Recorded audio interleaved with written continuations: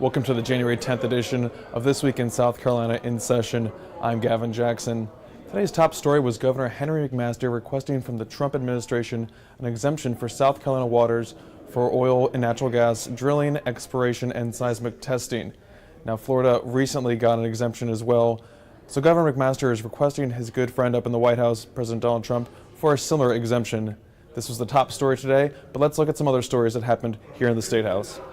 I am opposed to offshore drilling off South Carolina shore. I'm opposed to seismic testing off South Carolina shore. Our tourism industry and our glorious natural resources, particularly in the low country, are beyond compare in the United States. They are a source of enormous economic growth and prosperity, and we cannot take a chance with those resources, those industries, and that economy. I will be taking appropriate steps, and there will be more news later. Charleston Republican Senator Chip Campson said President Trump should honor the governor's request, citing the relationship and the intention of coastal communities. Is simply incompatible with what the land use patterns we've developed, and I applaud the governor for taking that step today. If it's good enough for Florida, if the Trump administration is responsive to the request of Florida's governor, he ought to be responsive to the request of our governor. Our governor was the first statewide elected official in the nation to endorse President Trump. Veto number 6. Senate President Pro Tem Hugh Leatherman said before the Senate takes any action on the budget vetoes, including the $20.5 million for new school buses, the Senate needs a better understanding of the 20 vetoes the House overrode, the 18 it sustained, and the 3 it carried over on Tuesday. I've asked Senate Finance staff to go through and really lay out which ones were vetoed, which ones were overridden, have that information available to each member so you can look at it and see how it may affect you, your area.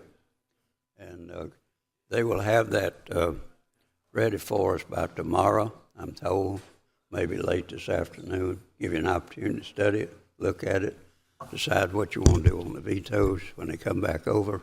They are over when we take them up. So I'm suggesting to the body that we have this available to the members, look at it, weekend, tomorrow, whenever, and take up the vetoes on Tuesday. I want the body to know, the way those vetoes were approached in the House, as I try to understand what they did, looked to me, and I don't say this lightly because I don't get into this, and I think disputes between the two bodies are pretty silly, but it really looked like a simple attack on the Senate, at the expense of the Senate, for the benefit of the House. I know personally, not some project or whatever, that we can debate about, but something that had been through the process, that had been vetted, and that for my region, it was their turn and their time to have improvements on some important drug and alcohol infrastructure in the area. When it was finally the turn of my region, our region, some of the members of the Senate, those House members were able to manipulate the vetoes so that those were gone if they were Senate priorities, and funded House less worthy projects. And I really saw that as an attack, not geared toward me, because I know there were other regions and areas of the state that were affected with very important core functions, but really an attack on this body, very disrespectful to this body. And I was incredibly disappointed. Earlier in the day, Governor Henry McMaster joined House members and other state officials in kicking off a $6.5 million educational campaign about the growing opioid epidemic in South Carolina. Last year, 616 South Carolinians died because of opioid overdoses, and this campaign is seeking to help prevent that from growing. And this is a way, with an education campaign, which we're unveiling today, to let the citizens themselves, the mothers, the fathers, the children, the aunts, the uncles, the neighbors, the friends, anyone, to have access to all the information that they need, to have a place they can go to start to find where services, treatment, symptoms, the danger, and all of that. It's a one-stop shop for information to help inform the people of our state how to help take care of themselves as well as those they love, as well as total strangers. And Thursday should be a pretty quick day up here in the Statehouse in Columbia, with the House going in at 10 a.m.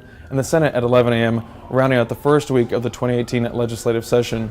At 1 p.m. there is a Sentencing Reform Oversight Committee meeting that may yield some new legislation dealing with sentencing reforms.